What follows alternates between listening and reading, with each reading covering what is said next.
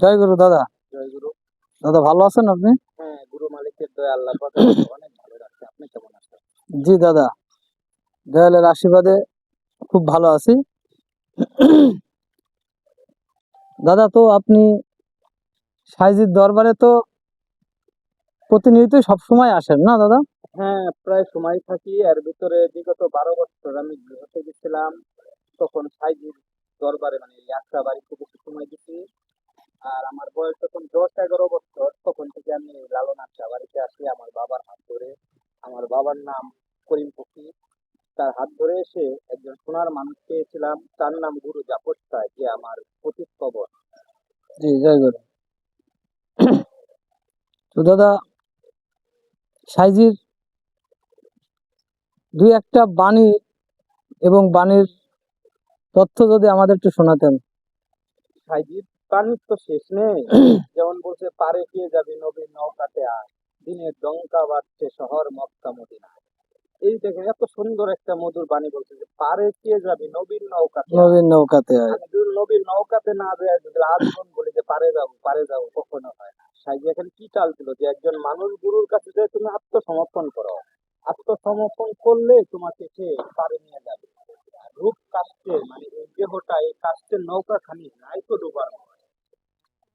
সে নৌকা কখনো ডুববে না। জি জি। তাই মহৎ লালন ফকিরের প্রত্যেকটা কথাই দামি কথা, আর তার কথা তো শেষ নেই। আর আমি পুরা কালাম সেভাবে পারি না, ঠিক আছে। না দাদা, আপনি সাইজিকে ভালোবেসে যেভাবে নিজেকে সাইজির নামে সমর্পণ করেছেন, এটাই তো ধন্য দাদা।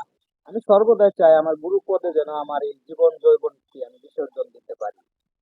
জি তাই দাদা। বলছে, ভবে মানুষ গুরু নিষ্ঠা যার সর্ব সাধন সিদ্ধি হয় তার। এই মানুষ গুরু নিষ্ঠা যেন আমার হয়, এটুকুই, আর কিছু না। আসলে দাদা, সাইজির ধামে এবং সাইজির ভালোবাসায় যারাই থাকবে তারাই তো এবং সত্য।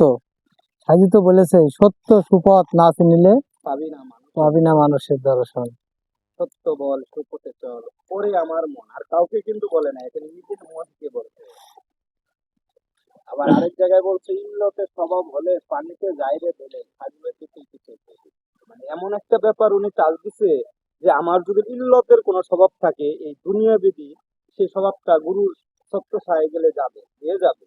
কিন্তু ভিতরের যে নফস আম্বারা যে খাজলত আছে, সেই খাজলত গুরু না, মানে আমি যদি পরিবর্তন না হয়ে খাজলত পরিবর্তন করা সম্ভব না। এজন্য তো দয়াল বলেছে এবং আল্লাহ নিজে তো বলেছে যে আমি কারো ভাগ্য পরিবর্তন করি না, সে যতক্ষণ নিজের ভাগ্য নিজে পরিবর্তন না হ্যাঁ, করে। এখানে হলো কর্মফল। জি জি। যার যেরকম কর্ম, ঠিক তার সেরকম ফল। যদি আমার কর্ম ভালো থাকে, গুরুর প্রতি মানে এখানে ভয় ভক্তি বিশ্বাস, এই তিনটা যদি আমার সঠিকভাবে কাজ করতে পারি, তাহলে অবশ্যই গুরু দয়াময়।